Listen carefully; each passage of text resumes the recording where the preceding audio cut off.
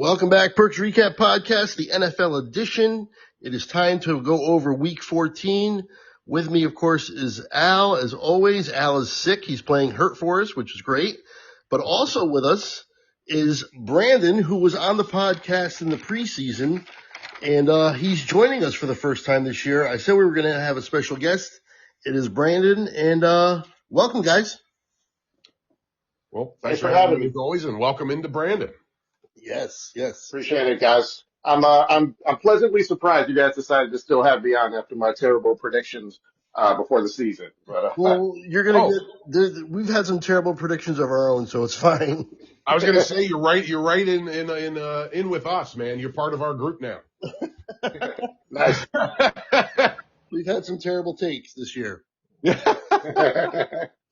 right, let's get into it. Yeah, real quick before we do, I just want to mention this, Brandon. You don't know anything about this, but Al last week was going to see Michael Winslow, and I wanted to know how that was, real quick. Oh, I'm glad you reminded me because I forgot. It was awesome. It was beyond anything I possibly could have hoped for. So I would say it was about 20% comedy, 80% sound effects, which was exactly perfect for me. It was unbelievable, dude. He had several pedals on stage with him. Now, being a guitar player, I know all about these what are called effects pedals. And he had what's called a looping pedal, which is, okay, cool. So he was able to basically do live multi-tracking with his sound effects. Yeah. Nice. It was sweet. And the best example I can give you is because he was in the first Cheech and Chong movie, Up in Smoke. And he reenacted the opening scene of that movie where he did the bass line, the drums, the vocals, and the harmonica to Lowrider, all looped up together at the same time. And then over top of that, he did Cheech and Chong's dialogue that was going on while that song was playing during the opening credits. Oh, my goodness. Wow. So that's the kind of stuff he was doing, man. It was wild. It was cool. It was one of a kind, and it was a thrill after being a fan of this guy since I was a kid. Did you get a chance to meet him or anything? Yeah, man. Met him after the show. My mom got he kept talking about how he likes snacks. I don't know. It was just like a funny running bit he did during the whole hour. He kept talking about snacks, and my mom carries around a giant. What do you call it? Like a plastic bag filled with snacks. So she went up to him in the line afterwards and said, "Here's some snacks for you." And he gave her a big hug and an autographed picture. He was selling them for $20. He gave it to her for free. Real quick, Brandon, are you familiar with Michael Winslow? A little bit. I've definitely heard some of his stuff before, but I don't know anything about like any of his live shows or anything. So yeah, he's the sound effect guy. He was in Spaceballs. He makes all the sounds in that, and he makes sounds with his mouth, and they're eerily accurate. It's wild, man. And the last thing I'll say about it, unless you have any other questions, is if you haven't heard this, check out, just Google or search Michael Winslow, Led Zeppelin, Whole Lotta Love. It's insane. He sings like Robert Plant. He does the guitar like Jimmy Page, and it is wild. And the guitar is his voice, right? The guitar is his voice. That's right. Thank you for clarifying. That's crazy. I'm gonna look for that after the show. That's insane. Right on. Cool. Okay, let's get started now. Love it. All right.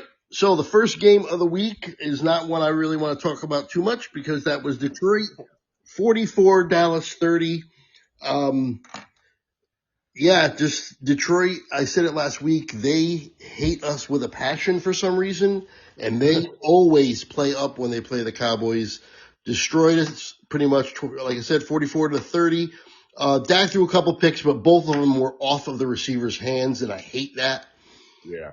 But other than that, I mean, I'm not surprised that this happened, and basically puts a nail in Dallas's coffin for the season. Is an outside shot that they can still make it, but it's very outside. I don't think it's going to happen, but we'll see what happens in the future. Anyway, 44-30, Detroit over Dallas. We all got this one right. Me, you, and Joe all picked Detroit. Have at it. Brandon, go right ahead, my man. All right. Well, yeah, I just feel like this game kind of proved that Dallas just doesn't have the defense to, get to the playoffs. As you said, Craig, I didn't think that, I didn't think that their offense was too bad. I didn't think Dak made too many bad mistakes or anything, bounced off receivers and kind of that stuff. But when you're kind of living and dying by that, needing to win every week and then kind of weird things happen, that's kind of, how things turn out for you. But I just think their defense just didn't show up. Jameer Gibbs kind of ran all over that. I mean, he didn't really have that many yards, but the plays that he did make were plays that mattered. Like in the end, he kind of just ran it in on that 12-yarder, which he was barely touched. So I just feel like Detroit is kind of surging, and Dallas, even though they were, playing well up to that point, I just think their defense isn't good enough. Yeah, that was, Craig, we've talked the last couple of weeks about the improving Cowboy defense. Well, that went right out the window this week, and it's easy to have that. The Lions, I think, have put up 40 like 3 times this year, so they'll do that to teams. So I don't know that it means that the slightly improving defense is completely out the window, but it was for 1 week.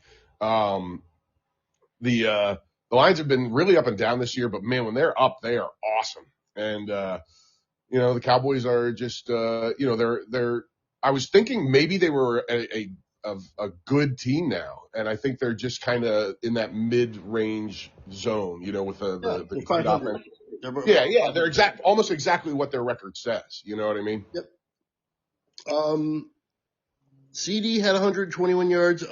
With the concussion, though, that looked scary for a little bit when his hands were up in the air there. But apparently, with the extra few days to recover, there's a chance he might play next week anyway because, they got the 10 days off. So we'll see if he does or not. Pickens led up on that route where he should have caught that ball. It was right there. I don't know what he was thinking. So, of course, now there's questions about him. But we'll see what happens. Like I said, I think this season's pretty much done. But on to the next. All right. Okay, Miami, 34-10 over the Jets.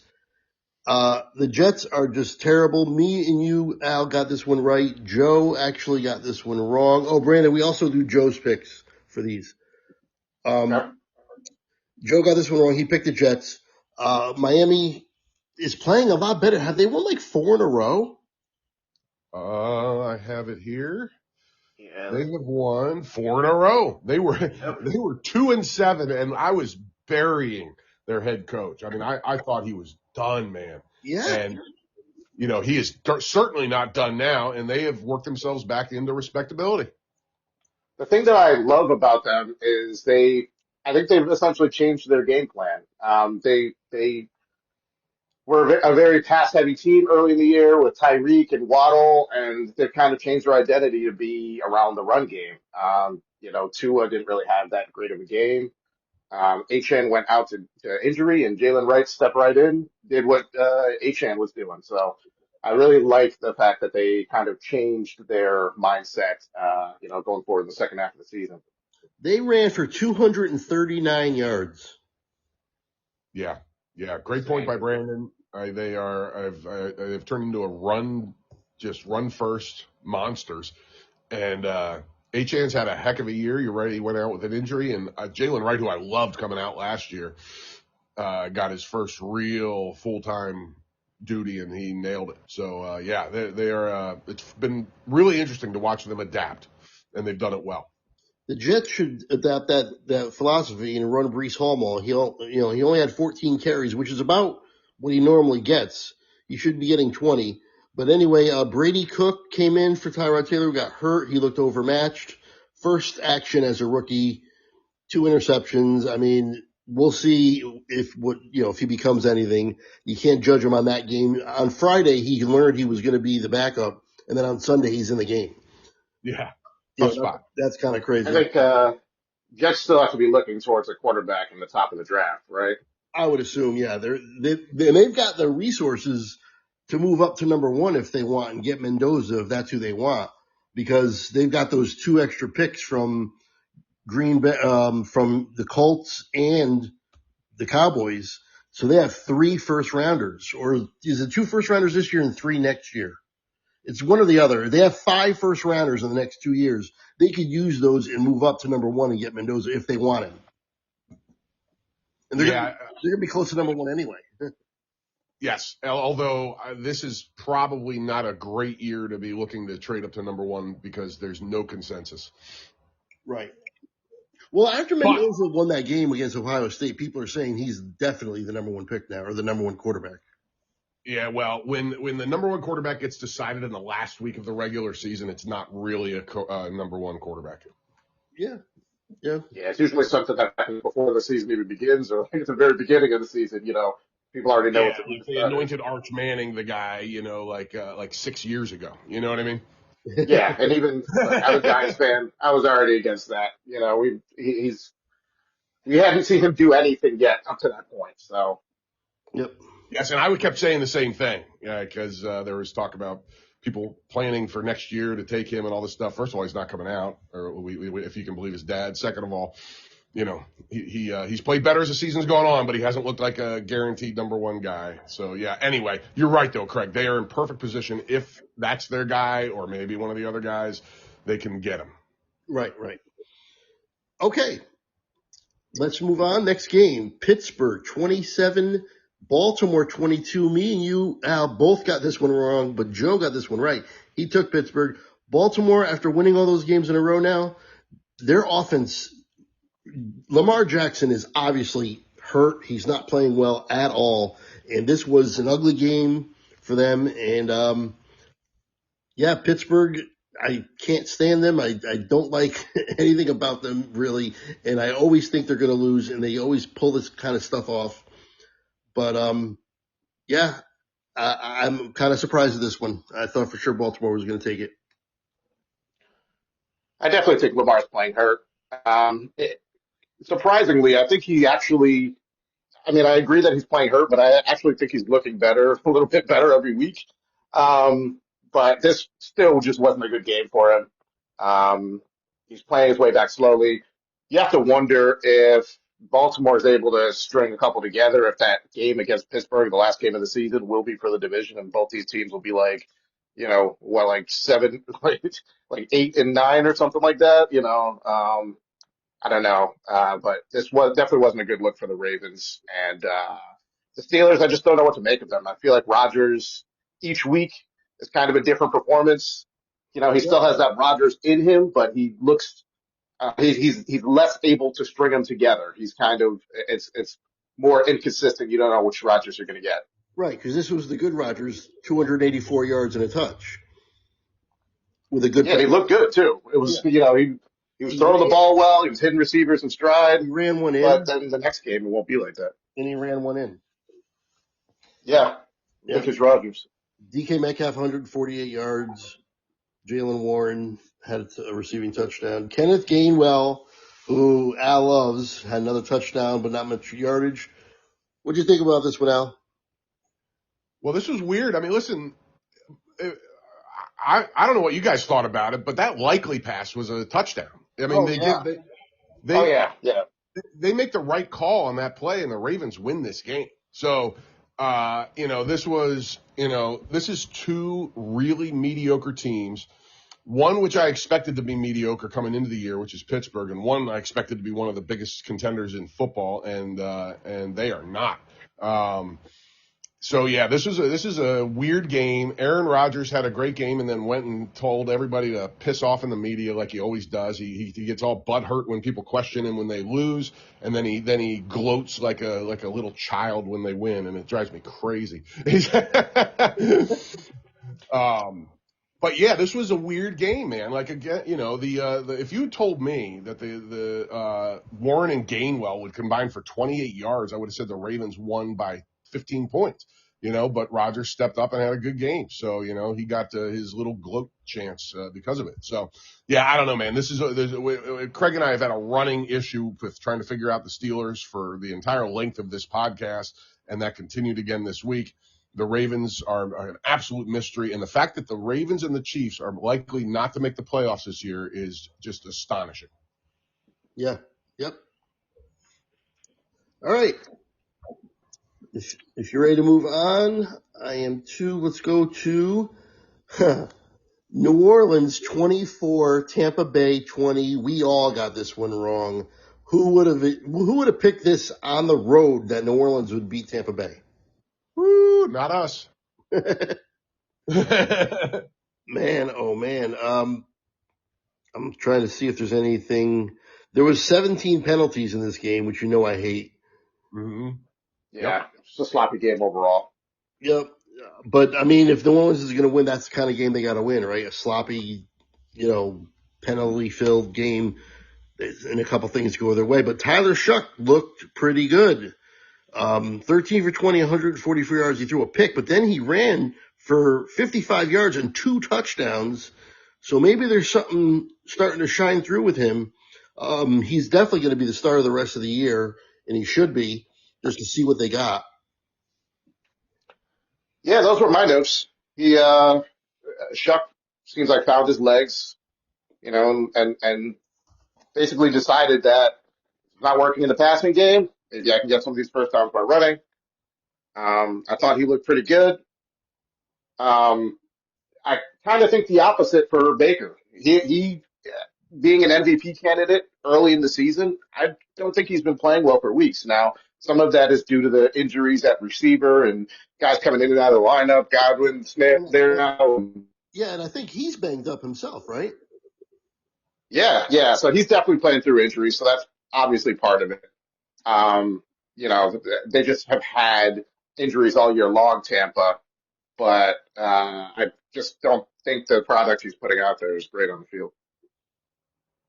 Yeah, absolutely. No, there are reasons with the injury and the injuries, but he's gotten people back the last couple of weeks, and it's still been a struggle. So whatever it is, the Baker for MVP chants have long since dissipated. That kind of conversation is over. The Buccaneers have turned into an absolute just mediocre team, and that division is a 2-man race, and they're both one game over 500. So there is nothing stellar going on in the NFC South. Definitely not. Bucky Irving back. It's good to see. Godwin came back, which is good to see. Irving caught a touchdown. But Baker, yeah, he's definitely struggling. He didn't even have 50% passing. It was 14 for 30. In today's day and age, that's just not going to get it done. And that's not like a healthy Baker. I mean, there's something, I don't know, whatever, like maybe it's just the rookie wall, but Emeka Egbuka, who was so awesome early, has been disappearing lately. I mean, he had 2 catches for 15 yards in this game in a game where they were behind, a decent amount. So it's, I don't know what's going on exactly. They've just kind of slowly gotten worse and worse this year. It made a lot of sense when there was a ton of injuries, but I don't know. Maybe Baker's more hurt than we know. But something's going on here. Yep, it's not. Yeah, Ibuka definitely lost me a couple dollars in daily fantasy. I can tell you that much. With Evans out, I was expecting he was going to kind of go off, but yeah, as you said, he's kind of trailed off as the year's gone on. I was right there with you on that, and it did not happen. I was stunned. I'm still am. Okay, on to the next, which is the surging Jacksonville Jaguars 36 and the absolute swooning Colts 19. They lost Daniel Jones for the year. Their backup is not available. It looks like they're gonna sign. They already signed Phillip Rivers, 5 years removed, at 44 years old, and is he gonna start this week? Inconclusive evidence so far. I watched a whole thing on ESPN about it, and one guy said they're doing this because he's starting. Another guy said, let's just slow your roll there. I don't think so. So I'm not sure unless anybody else, either you guys have heard anything definitive. I haven't. Because everybody's hurt. Riley Leonard? I don't know. Leonard's hurt. He hurt his knee. Oh, that's right. Yeah, I don't know, man. I don't know. They could have only had 2 quarterbacks on their entire roster. Who's the third guy? Anthony Richardson, and he's hurt too. Man, I don't know. Have you heard anything, Brandon? Because I haven't heard anything definitive. I haven't heard anything, but I have a hard time believing that plucking Phillip Rivers out of wherever he is is a better option than just signing somebody who's on another team. I mean, I know Rivers was really good when he was playing, but I believe he hasn't played since like Biden's inauguration or something like that. It's been a long time, It was you know? So 2020. 2020 was his last year. yeah, so this guy Yeah. was Oh, supposed by to the play way, for 5 years. yeah, and he could barely throw the ball. And I love Phillip Rivers. I mean, he was great in his prime, but his arm strength had Peyton Manning looked like the Mad Bomber Daryl LaMonica compared to Phillip Rivers in their last years. You know, he could barely throw the ball 10 yards his last season in the NFL. So I don't know what they're thinking. The other guy, the guy who might be the starter this week, is Brett Rippon. Oh, okay. That's the only other quarterback on their roster right now. So I mean, you're gonna know. Go ahead. Sorry. It's got to be him then. It's got to be. That's what I'm thinking. Because I mean, Yeah. at least the dude's been there. You know what I mean? Yeah, I mean, Rivers, if he's even going to play, needs at least a couple of weeks to, sit there, observe, be on the team. But it's not even like he's like a Colts great or anything like that, or that they're out of playoff contention. So that's the part that's kind of weird to me is this team still could make the playoffs and they're turning to Phillip Rivers. I don't know. Stunning, man. I'm right there with you. It's a mind blower. I couldn't believe it when I saw that. There were two. We'll get to the other one. Oh, wait. We already talked about that team. So, I got to tell him, Craig, what I texted you, too, as we're talking about bringing people out of retirement, because we already passed Tampa Bay, and I meant to bring it up then. As I texted Craig, Brandon, 7.5 fingers have returned to the NFL after 2 years off. Have you heard this? No, that is insane. Jason Pierre-Paul is back. Yeah, I was going to say, I knew who you were talking about, but I had a hard time when you told me that. I just froze up for a second. What? I couldn't believe it either. Now, his makes a lot more sense than it doesn't make much sense in the first place, but it makes a lot more sense than Phillip Rivers. He's only been out for 2 years. But, yeah, so we brought back a whole bunch of people in the NFL this week. I mean, let's they're going to cryogenically unfreeze Buck Rogers soon and put him out there. Amazing. All right, well, let's get to Jacksonville side of things. They outgained them 350 to 285. Oh, guys, I got to run for that thing. I'll be back as soon as I can. Yep, no problem. All right. Yeah, but Trevor Lawrence is playing pretty well. I mean, he was only 17 for 30, which isn't great, but 244, 2 touchdowns. Travis Etienne, he's kind of been up and down this year, but this was more of an up game, 74 yards and a couple touchdowns. Brian Thomas Jr., the ghost of Brian Thomas Jr. is what I always say, because that guy was so good last year and has disappeared this year. But he had actually a decent day. But overall, Jacksonville is just on a roll. Yeah, Jacksonville's playing well. As you said, it's kind of weird that Brian Thomas Jr. had such a great year last year, and then the team didn't really have that great of a year. Right now they're relying on, guys like Parker Washington and the tight end Brenton Strange, and Travis Hunter's out for the year too. So they're, I know they got Jacoby Myers, but it's just insane the contribution that they're getting from some of these other guys. But I think the thing that's really anchoring this team is they turned into the number one run defense in the NFL, playing a team like the Colts, who have arguably the greatest running back in the game right now. So them being able to sort of limit him a little bit was, I think, definitely the key to this win. Yep, I agree. And for the people keeping track, me and Al both picked Jacksonville, got it right, but Joe actually picked the Colts, so we got that one wrong. But anyway, we're going to move on as soon as Guys, I'm back, just so you know. Okay. I was just mentioning that me and you got this one right with Jacksonville, and Joe got it wrong with the Colts. Yes. Did you want to mention anything real quick about Jacksonville? I heard the tail end of Brandon's comments, and I agree. The run defense has been huge for them, and they're one of the more pleasant surprises right now because they started off hot. They had the rough little midsection, and they have just really established themselves as a solid team. And I also just wanted to talk about. We talked about all the replacement fun, but what a bummer for Daniel Jones, man. This guy suffers. Yeah. I mean, he suffers in New York for 5 years. He gets hurt a lot. He plays behind the worst offensive line in football for most of that time. and he comes out here, he just tears it up. Absolutely tore it up for the first 8 weeks, 10 weeks. And even when they were struggling, he was playing okay.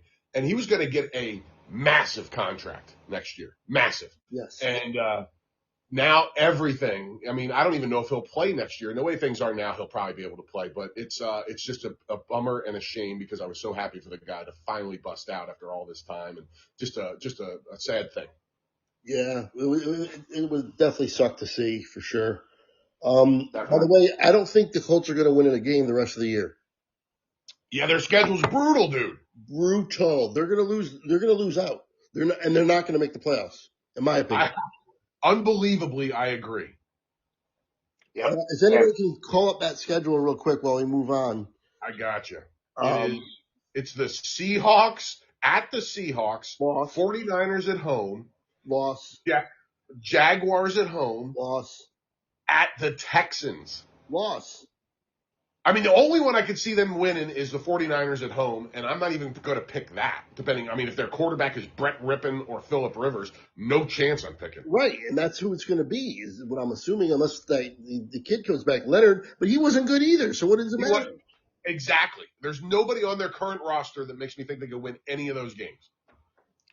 For them to have been probably the number one team in the NFL after, 8 weeks, and for, spoiling an upcoming podcast, but for them to be, 14-point underdogs, I'm saying right now, for this next game is just an insane turn of events.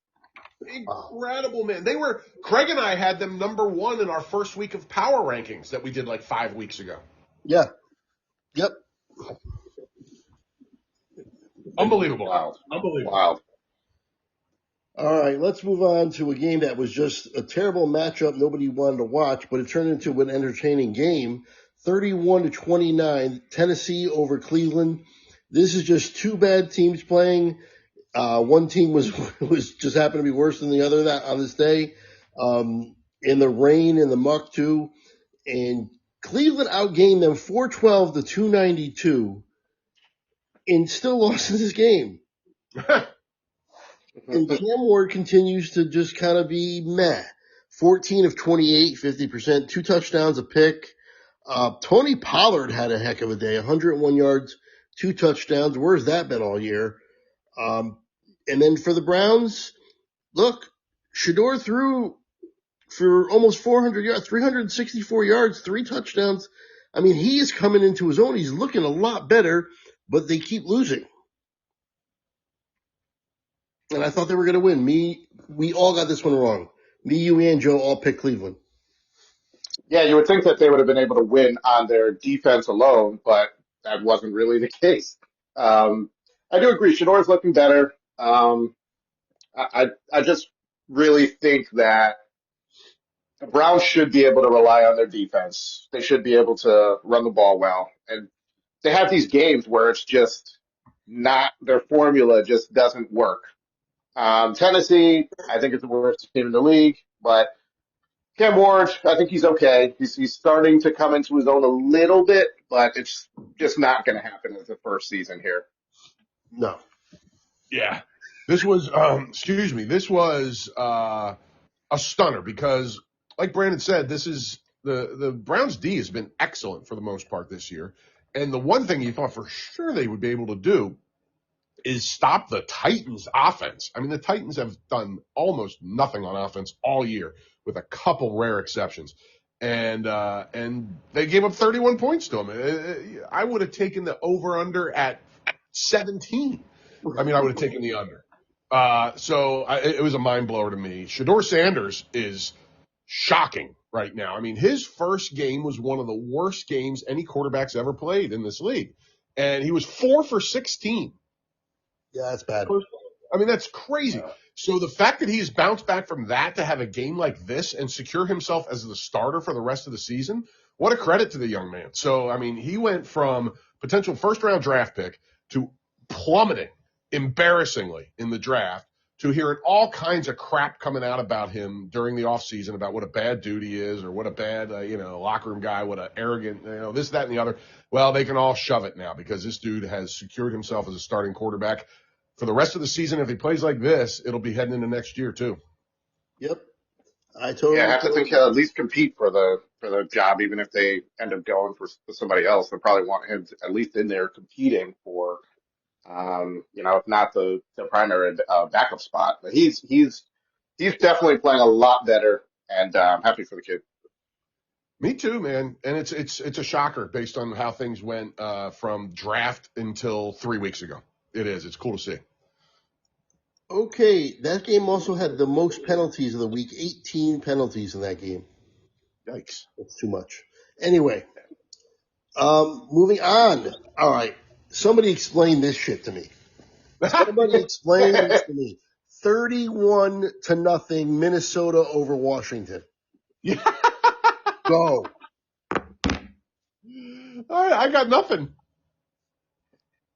McCarthy resurgence. I mean, they He were didn't really play that well, honestly. He wasn't like great. He was okay. they were He's left been for better than he dead. has They been had playing. nothing. They had nothing. They were left for dead. Yeah. Everybody was thinking that they were going to lose out. They were like miserable. Everybody was down on them so far, saying they were going to lose. Like I said, lose out. There was no inkling that this was going to happen. And then Jaden Daniels is back, gets hurt again. 31-0. Obviously, we all got this one wrong. We all picked Washington. How did this happen? I don't understand. And when you look at the stats, it really doesn't show 31-0. It doesn't really show much of anything. There's nothing really impressive in these stats. They outgained it by 100 yards, but that's 313 to 206. This was more about Washington, I think, than Minnesota being absolutely pathetic because even when Daniels was in there, he was 9 for 20. He's not ready to be back. I don't think he should. They should probably just sit him down the rest of the way. Well, he got hurt. And he got hurt anyway. He got trucked on that interception, man. He got absolutely destroyed, Yeah. and he got pulled from the game. So yeah, it was a you questioned it all along. I'm always like, hey man, if the medical people pass him, but if he was still to the point where he could get hurt that easily again, he never should have been anywhere near the field. So it's just crazy the way that turned out. And I'll say this real quick, and then Brandon, please. I have to relearn lessons in life all the time because I'm not the smartest person in the world. And one of the many lessons that I've had to learn over and over again and was reinforced this week is don't pick a garbage team to win on the road. And the Commanders are a garbage team. They've lost 8 in a row. They're terrible. Yeah, the most disappointing team from last year to this year, definitely. Yeah, it's insane how bad they got overnight. Obviously, a lot has to do with how available Jaden Daniels is able to be and has been. But that's more of a question, I think, for the future of this team than, what people are giving it credit for. The way Jaden Daniels plays, I don't know that he can withstand the type of hits that you end up taking in the NFL. So I definitely think that's something that Washington has to worry about in the future. As far as this game, I think it came down to obviously Jaden Daniels getting hurt, but also 3 turnovers on the Washington end. JJ McCarthy did what he had to do. Wasn't, incredibly impressive, but kind of just did what he had to do. And Minnesota just just had the correct game for what Washington with. It's just strange. They were so bad the last few weeks and looked absolutely pitiful. Their quarterback position was in shambles. They looked horrible. Like I said, everybody was so down on them. And for them to answer with a 31-0 win, I mean, it was at home, but that doesn't matter. I mean, that's crazy. Like I said, we all picked Washington, and I was pretty confident in the pick. I picked them 24-13. We didn't see anything from Minnesota that they were going to be able to score 31 points on anybody. Right there with you, my man. No, this was listen, JJ, he's been brutal. And this, while he didn't put up epic numbers, he played a really efficient game. If he can do and their run game was outstanding. So they figured out some sort of game plan that worked, and now it was against Washington, who's been one of the worst teams in the league this year, and certainly one of the biggest disappointments, as Brandon said. So it is I don't know, man. This was just two bad teams and the home team won. That's how I'm looking at it. I mean, this is I have to remember, like even when a team is in the midst of a losing streak and looking really bad, like the Vikings, if a crap team goes on the road, there's still a crap team on the road. Yep. Well, the last 2 weeks, Minnesota lost 23-6 and 26-0, and then come out and win 31-0. Yeah, that's this season, Craig. Woo. Well, the team they lost 26-0 is the Seattle Seahawks, and they continue dominating teams. They go on the road across the country to Atlanta and crush the Falcons 37-9. Now, that's not a huge surprise because the Falcons are bad, but I mean, this is more Seattle is surging big time. They are a powerhouse now, in my opinion. Their defense is no joke. And now, Al, you were saying you wanted to see Sam Darnold finally, come back and have a good game. 240 yards, 3 touchdowns. He did have the 1 pick, 20 of 30. Does that satisfy your thirst for him to bounce back after the 4 interceptions? Absolutely. Absolutely. He had 2 mediocre, 1 really bad game and then a really mediocre game, and then he came back and just trounced the Falcons. So, yeah, good on him. There's also going to be, because of last year and just because of his shaky early history in this league, there's going to be questions about him in the playoffs. But, boy, has he answered every question that's come his way so far, except against the Rams. And we'll see how that translates into the playoffs. But I like everything I'm seeing from him, man. I feel good about him. I don't feel like I'm going to pick against the Seahawks in the playoffs, depending on the matchup, just because of him. You know what I mean? Not even close. So, yeah, he answered my questions for sure. Okay. Brandon, do you have anything to add there? Yeah, as you stated, Seahawks, one of the top defenses in the league. Who's playing better than them beside, it's them, the Broncos, and Houston probably, right? Yeah.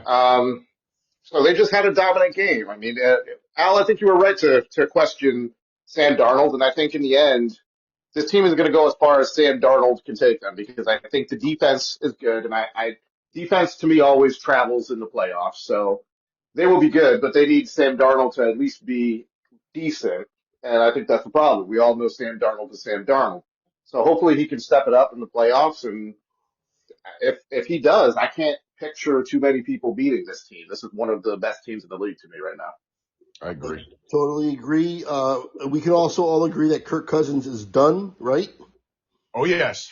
15 no touchdowns, 2 picks. I don't know if I've ever seen a team blow a guy's trade value when he should have been traded more than the Falcons did with Kirk Cousins. They could have gotten a decent draft pick for him in this offseason. They could have gotten probably a 3rd rounder, something like that, give or take. You know what I mean? And they just said, we want a $150 million backup quarterback, and now he is worth nothing, and they are going to have to eat whatever that contract is. It is unbelievable. He is cooked. Yep.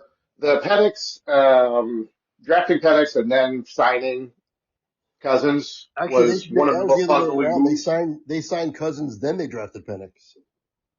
That was one of the most puzzling moves, and we were all wondering what the plan was, and I think as it went along, we realized they had no plan. They just had 2 quarterbacks who they thought were okay, and they're just trying to get one of them, but to me, as you stated, Al, to pay Kirk Cousins that much when we all kind of knew he was at the very least not in his prime, on the downslope, to me was just irresponsible. Yeah, man, and we have taken our lumps this season with predictions, Craig, but this is one thing that we were spot on. If you go back and listen to the podcast that we did after the draft, when they took Penix after having signed Cousins to that contract, Craig and I were apoplectic on the pod. We were losing our minds about how stupid that was. And boy, did it play out like we thought. I mean, it is just unbelievable. Absolutely crazy the way that played out. And then, even after having done it, they had a chance to get something out of it this offseason once they decided to move to Penix, and they decided not to trade Cousins. It's mind-blowingly, just numbingly stupid how they handled that whole situation from beginning to end. Okay, we all got that one right, by the way. I don't know if I said Hey, it. We all got Cleveland wrong. We all got Washington wrong. And we all got Seattle right. The next one that we got, we all got this one right as well. And probably the funnest game of the weekend, Buffalo 39, Cincinnati 34, woo, in the snow. It was awesome. that was fun. Go ahead, Brandon. I love this game. Yeah, this was in contention for one of the best games of the year, I would say. Yeah. Snow Yeah. game, just, tons of offense, a shootout, Bengals up late. You had the storyline of Josh Allen essentially having to come back. I thought Burrow played well aside from those couple errant throws. I mean, I think the second one wasn't really on him, but the first one kind of was, um, the picks he threw. Yeah. But to me, I just think this is kind of a statement game for Josh Allen. Bills haven't been playing that well, and he kind of just came in and did what he needed to do. And to me, put himself back somewhere within that MVP conversation, maybe on the outskirts. But to me, this is the Bills saying we're going to make the playoffs. Don't worry too much. We're going to be there at the end. Yeah, I gotta say, Josh Allen put the Superman cape on at the end of this game. Yeah, he This did. was all Yeah. him. He had 4 touchdowns, that run of, what was it, 40 yards? Yep. Um, Unbelievable. He is, in my opinion, I don't think, and there's always going to be a debate, but for my money, I think he's the best quarterback in the league, and I don't think it's even really particularly close. You've moved off of Burrow being that guy because you were always a Burrow guy. Right, but Burrow's hurt too much. Lamar is always right there too, but he's been getting banged up, and he's had some down games, especially in the playoffs. So I think it's Allen in it for a while. Like, it's going to be Allen for a while. Like, he's not going anywhere, and he can do everything he want. He's got a cannon. He can run. He's huge, so he can take out people. He doesn't get hurt. Knock on wood. I mean, what else do you want? He is the Those best couple of quarterback things in the are the league. key to me because in the playoffs, that's the kind of those are the kind of traits that matter. You're playing in a snow game. It might not be as easy to throw the ball, even though there was a ton of offense in this one. But Allen can run for, he needs 7 yards. He can run for 20, 30 yards, Ran to for get you that first 78. down. He ran for 78 yards in this. Yeah, it's insane. Yeah, he's a monster. Let me ask you this. Here's a fun question because one of the people ahead of him, I don't think anybody's going to make a case, even though Matt Stafford's having a better year than Josh Allen passing the ball. He's having an epic year with numbers. His numbers are insane. I don't think anybody's going to make the case that if you were putting a team together right now, you're taking Matt Stafford over Josh Allen because of age for sure, if nothing else, right? Right. Well, here's the fun one then. You're starting a team right now. You have a 29-year-old Josh Allen or a 22-year-old Drake May. Who do you want? Josh Allen. Allen. Okay.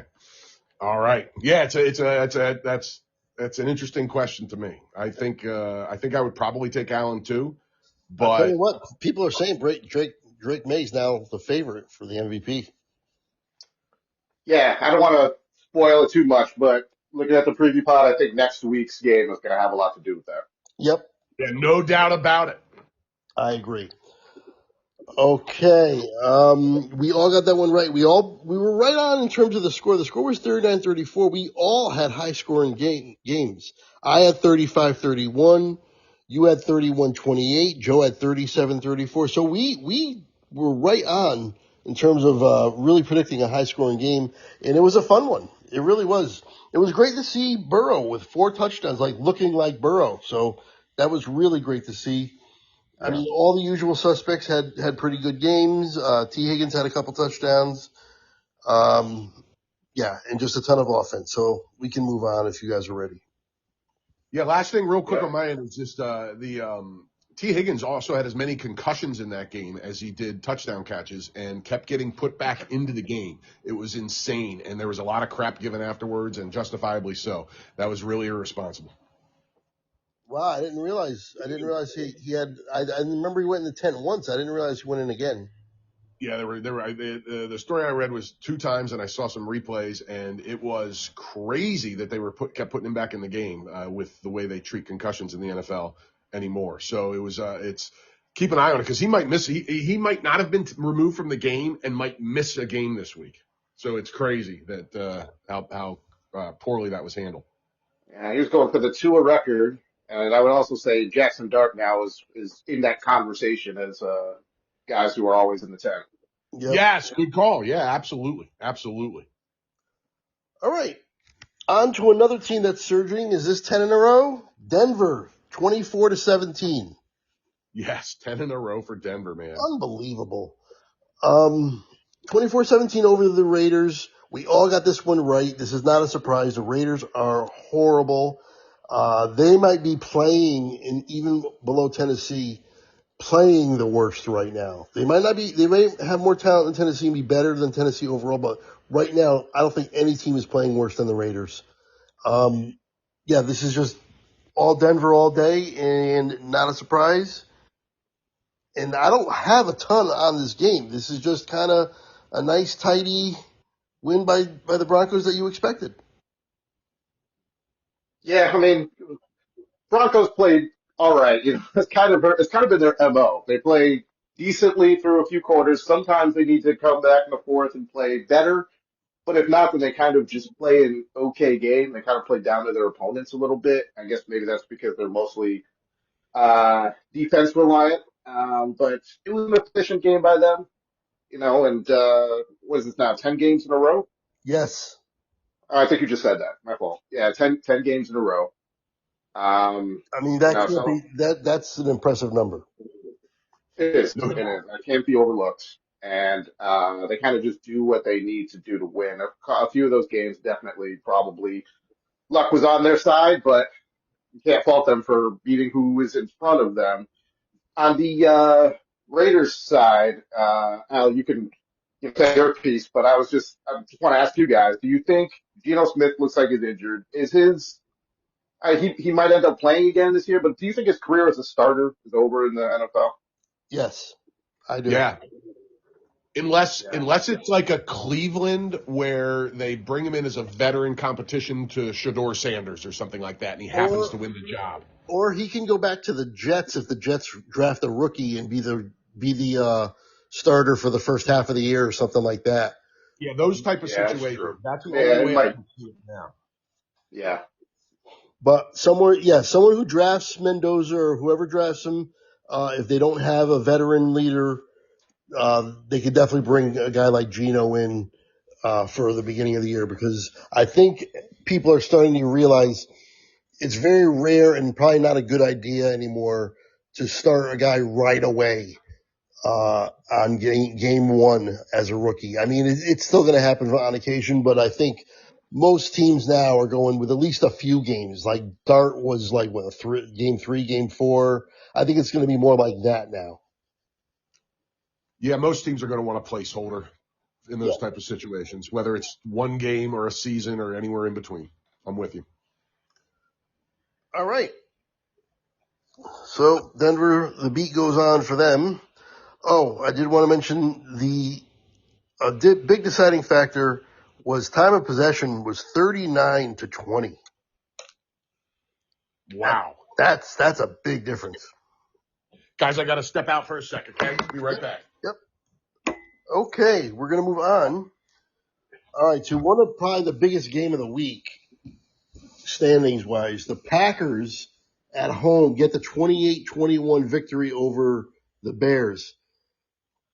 Wow. I thought the Bears might have had a chance in this one. I was glad it was a good game at least. It was close. And they didn't play terrible. It's just Green Bay, I think right now is really, really on a roll. They are surging. They're kind of like the Seahawks in that respect.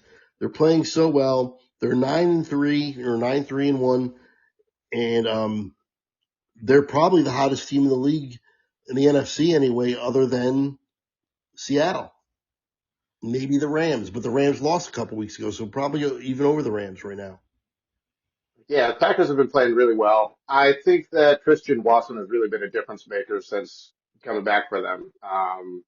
Yeah, he You had a know, big for game. two touchdowns in this one. I think he's had something like 6 touchdowns over the last few games or something like that. He's been playing really well. Green Bay has always kind of been the team that had a bunch of decent receivers, but nobody really great. I think Christian Watson maybe is just a little bit above some of those other guys that they have who are all talented. Yep. So they, you know, I think that helps boost their offense a decent amount. Jordan Love, starting to get a little bit more consistent. That was always the thing with him is he always had the talent, always playing well. Or not always playing well. He always had the talent, but he didn't always play well. So he's stringing together more, quality games, it seems like, Yep. running games going. On the Chicago side, Chicago lost, but I thought they played decently. Yeah, Caleb had a couple. this was not like an embarrassment or anything. Yeah. Caleb had a few throws he probably wants back. But the thing about Chicago that is promising is they're running the ball really well. I think they're the number one rushing team in the league, or close to the top, if not number one. So they're running the ball really well, which is good sign for them trying to close out the season and make the playoffs. Yep. That's always important for the young quarterback, to have a strong running game. What did I want to make? Back, guys. Okay, Al. You were talking about the Bears and the Packers. We'll let you get to it in a second here. Jordan Love had 3 touchdowns, 1 pick, 17 for 25, 254. Like you said, just a solid game, and he's putting these games together more and more, and he's really maturing, and the Packers look really, really strong. Go ahead, Al. Yeah, this was a game. I couldn't wait to see what happened here. Picked the Packers, so I thought they would win, but picked it real close because I wasn't sure by any means. And now the Packers have gone from not quite being able to figure out what they were a month ago to one of the top contenders in the NFC now, in my mind. Would you agree? I said that they, other than probably Seattle, they're probably the hottest team in the NFC. Yeah, absolutely. I agree with that 100%. To me, it's them, Seattle, and the Rams as the class of the NFC right now. Right, but the Rams lost a couple weeks ago. That's why I said they're. And I 100% with you there. Absolutely. As I heard when I was coming back, Brandon, I heard talking about Love really stepping into as being a superstar in this league now. I mean, he is really. I mean, we've talked about Matt Stafford's awesome year with his huge amount of touchdowns and low amount of interceptions. And it's not quite that, but it's still incredibly impressive. He has 22 touchdowns and 4 picks. I mean, that's pretty damn amazing. Yeah, great year by him, for sure. And by the way, and you hit on one of my pet things, Brandon, about the Packers, and that is the mysterious and fascinating career of Christian Watson, who who has everything in his toolbook to be a monster number 1 receiver in this league, but has the ability to stay healthy I can't even think of anybody that can't stay healthy. It's unbelievable. Like he's averaging about 10 games a year, since he's been in the league. I think if this dude could just stay healthy for 1 full season, you'd see something really special. But anyway, this was a huge game. The Packers won this huge game. They're going to win this division now, I think. And the Bears though, and I also heard you say, Craig, the Bears didn't embarrass themselves or do anything really bad here, and they didn't. They competed on the road against a really good team, and so I don't think any less of them because of it. I think there's 2 really good teams 3 really good teams in that division now. Let's not forget the Bears coming into this game was the number 1 seed in the NFC. Yes. Yeah. Is that who the Packers are now? And after that loss, they're number 7. Oh, that's crazy. Yep. Yeah. But as we said, I do think they proved that they belong. I don't know. They're not, as we said, they're not in the top 3 of those teams, but I think they proved that they belong in the playoffs and probably the playoff pick, towards the top. Agreed, man. Agreed. All right. Well, we spoke about them a couple times. The Rams did what I thought they were going to do. I said they have to reestablish their dominance and just chalk up the loss to Carolina as just a blip on the scope, a loss of focus, whatever it may be. And they went on the road to Arizona and did exactly that, 45-17. I will pat myself on the back a little bit because I had 42-19. So I was really close on the score. Nice. We all got this one right. We all picked the Rams. Obviously, Arizona's a train wreck. But yeah, Stafford again, 281, 3 more touchdowns, no picks. This guy is unbelievable. Incredible. What is he? One of the best 34 seasons. touchdowns now? 35 touchdowns, 4 picks. It's one of the best seasons I've ever seen, statistically. Yeah. Insane. You got to think, too, he had 2 of those picks in one game. Yeah, he doubled his entire season's output last week, 2 weeks ago. But anyway, Kyron Williams has 84 yards. Then Blake Corum has 128 with a 48-yard run. They each had a touchdown. Actually, Corum had 2 touchdowns. That's 3 for them, 3 rushing touchdowns, plus the 3 Stafford threw. To Puka Nacua, who is establishing himself again. After the injuries, he's another guy. If he can just stay on the field, he'll have an unbelievable year and maybe the best receiver, numbers wise in football if he could just stay on the field. 7 catches, 167 yards, 2 touchdowns. Good Lord. This was just an all out domination. As for the Cardinals, I got nothing to say. I mean, Jacoby Brissett continues to play okay, and that's it. Yeah, honestly, that's about all I had. The Cards continue to struggle. A lot of injuries there too. Sorry, a lot of injuries there too. So that's definitely contributing a bit, but they just don't have the talent needed. Rams, I think they're probably the best team in the NFC. Probably them, and the Packers. Don't know if they can be beat because their defense is also good after losing one of the best defensive players in the off season of all time over the last couple of years. So, just a dominating performance by the Rams. Yeah, right there with both of you guys. I don't have a ton to say. The Rams did exactly what a great team should do. They smoked a very mediocre to poor team, and that's that. They are just getting in gear for the playoffs, man. This whole thing is about seeding now between the top few teams. They had 530 yards of offense. All right, Al, I have a question. Yes. Are you ready to stop picking Kansas City? Man, you said it last week. This was the last time you were going to pick them against a good team. And we all got it wrong. We all picked Kansas City. Houston shut them down, gave up 10 points to them.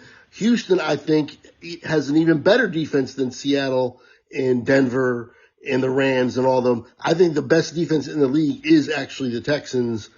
And they flexed their muscles here. 20-10 win, and Kansas City couldn't do anything on offense. Yeah, I'll say this. They forced Patrick Mahomes into a 14 for 33 performance with 0 touchdowns and 3 interceptions. His quarterback rating was 19.8. I don't remember seeing one that low this year. It's unbelievable what they did to him and this Chiefs offense, which hasn't been a juggernaut, but it hasn't been 10 points bad either. So listen, I don't know. I don't know if I'm going to be able to stick to what I said, honestly. But I am certainly, my opinion of the Chiefs is now plummeted to the depths of where it could possibly be. I never thought I'd be looking at the Chiefs as a team that has to win out to make the playoffs and has like a 7% chance of that happening, even if they do, or whatever the numbers are. Yeah, they're not going to make it. I'll say it right now. They're not going to be in. No, you'd be taking the wrong side of the odds if you bet on them making the playoffs. That's for sure. Yeah, it's definitely been a struggle. Weird game. The defensive struggle there was interesting. What did you guys think the Chiefs going for at 4th and 1 on their own, what was it, 35-yard line, like 10 minutes left?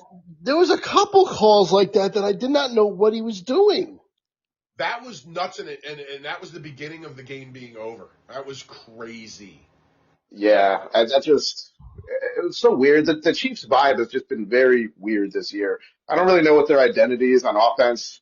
Travis Kelce seems like he's probably done. He'll probably retire after this season, even though I think he said he wouldn't. But I just don't see the Chiefs. I don't see where they're going up from here. As you guys said, they're not going to make the playoffs. Texans, I think they've just kind of shown that they're a dominant defense. Offensively, they're still kind of getting it together, but I do definitely feel a lot better about them than I did a few weeks ago. Yeah, I mean, that kid Woody Marks is pretty good. He got a touchdown. Nico Collins is starting to reestablish himself as one of the best receivers in the league at 121 yards. He's had a couple good games in a row. I know because I have him in fantasy, and he's been really helping me. But, yeah, overall, Houston is looking a lot better. I think do they play Jacksonville again in the next couple weeks? I think they do. And if they do, that's going to be a hell of a game. Yeah, they play December 21st, 2 games from now. That's going to be a hell of a game. No, sorry, I'm looking at the wrong thing. Shoot. No, they do not play them. I'm sorry. They play the Cardinals, the Raiders, the Texans. Play the Cardinals, the Raiders, the Chargers, and the Colts. Oh, okay. So they already played Jacksonville twice? I guess. I guess so. I don't remember the other game. I remember the one a couple weeks ago, but all right. Week 3. Sorry, I was just bringing it up. Week 3, they lost to the Jags beat Houston, and like 4 or 5 weeks ago, looks like they won. So they split the season series. Okay. Yeah, good call. I tell you what, that's turned into a nice little battle for the division now, with 2 teams that I'm, kind of happy that they're right there, and I'm always pulling for them both actually, and I'm glad that they're both playing pretty well. It's going to be nice to see if which one gets in the playoffs and if the other one can sneak in somehow as a wild card, because the records are there. I mean, Houston's, they're 8-5, so they probably need to maybe win out or come close to that to really make sure they get in. But anyway, this is more about Kansas City being bad. They're bad. They're a 500 team. Yeah, the dynasty, or whatever you want to call it, of this run of Mahomes is going to end out of the playoffs this year. The off-season storyline will be, can they reestablish it? Because it is definitely not happening this year. Okay, we are all NFC East fans. I'm a Cowboys fan. Brandon is a Giants fan. And Al, you are an Eagles fan.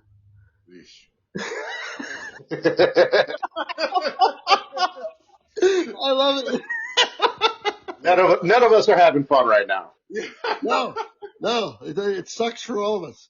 All right, go have at it. 22-19. I actually picked your Eagles, and they bit me, so I lost. You and Joe both picked the Chargers. Al, take over. Go off. Do what you want. Dude, brutal. I mean, this is crazy, man. This is crazy. Jalen Hurts had 2 turnovers through week 12. 2 turnovers through week 12. He had 2 turnovers on 1 play in this game. Which, by the way, I think it's a record. He said no one's ever done that before. It's a first time in NFL history. Recorded NFL history. It's the first time it ever happened. He had 4 interceptions. He played one of the worst games you'll ever see a quarterback play.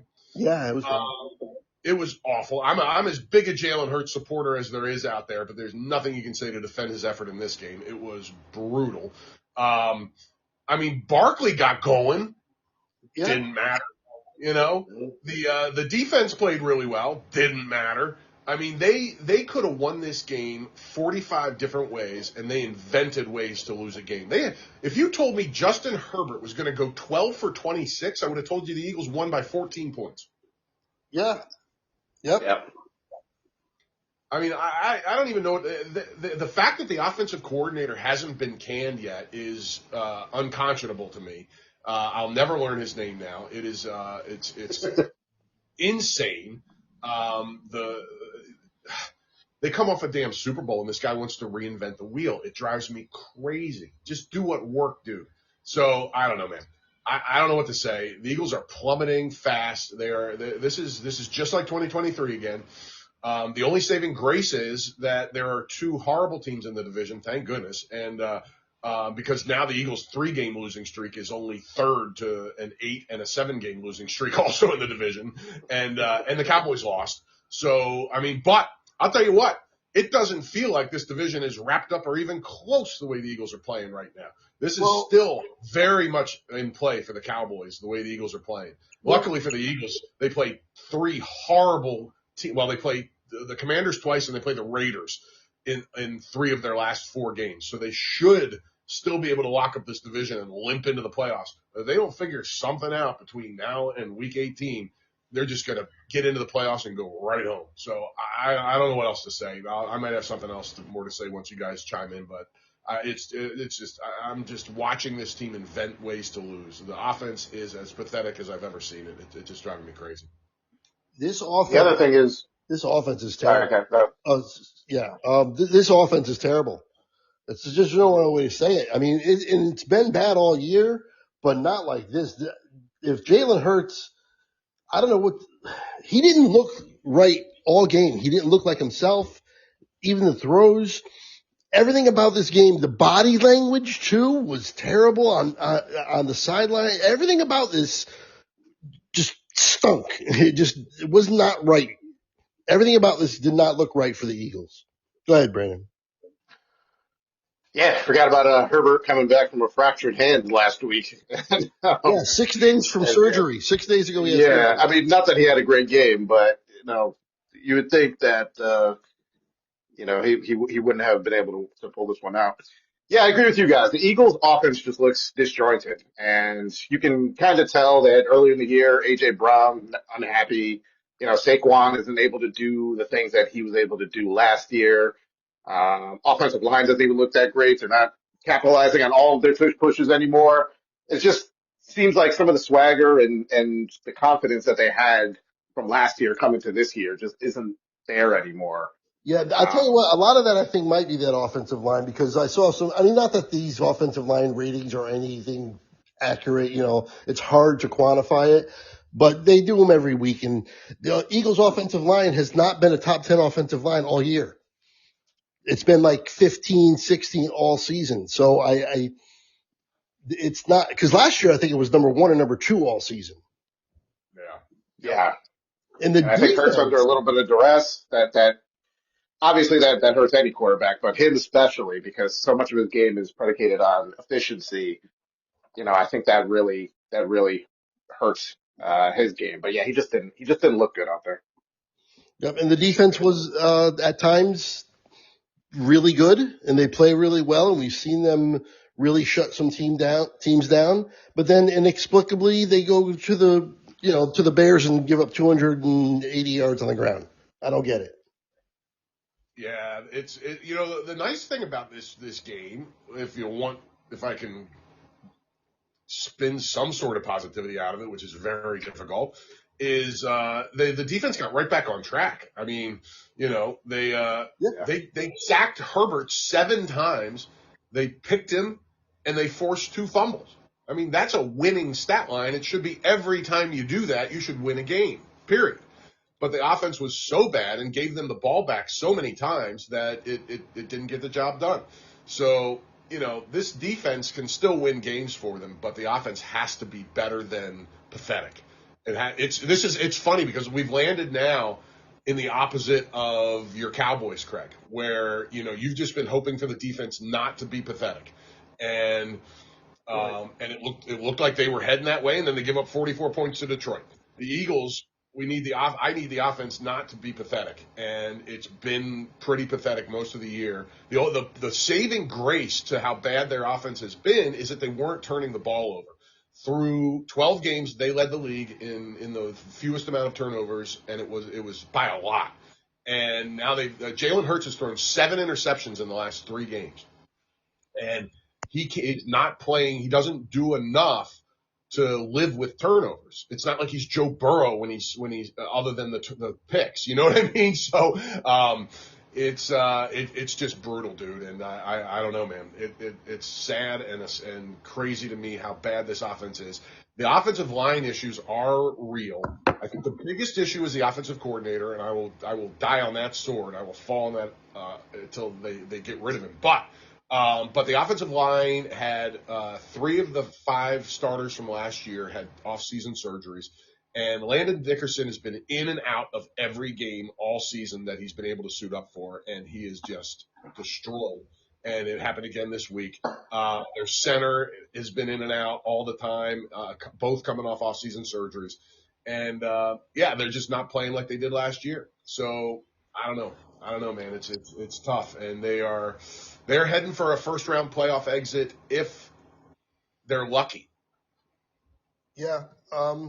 I think they're going to get in because you can't count on Dallas to win anything. So I think they're definitely going to real break in the schedule, Craig. I mean, they got the Raiders and the Commanders twice in the last 4 games. They have only one winning team in the last 4 games. So they did get a break there. They ought to be able to still beat the freaking Raiders.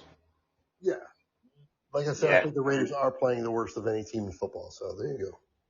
Yeah. I mean, the Commanders after that game this week, I mean, they're definitely up there too. So they got lucky with those 2 teams for sure. No doubt. And that's the only saving grace right now. And it gives them a little time to figure something out, see if they can right this ship. But they have a good D. They have a horrible offense. If they can shift that offense into some kind of gear going into the playoffs, there's a little bit of hope. But otherwise, I'm just on autopilot waiting for a first round exit. Okay. Well, that's that. That's the week. I went 8-6. Joe went 8-6. Al, you went 9-5. So you picked up a game. But we are all within a game. I am 132-76. Joe is also 132-76. And you are 131-77. Man, How amazing how close we are.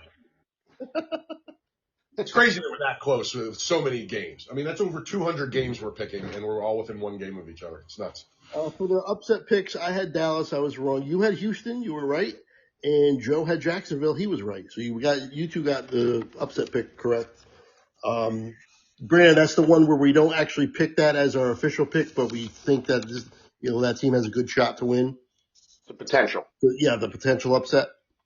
Got it. Oh, by the way, I just would like to point out for fun that the Chargers won 22-19. I predicted 23-20.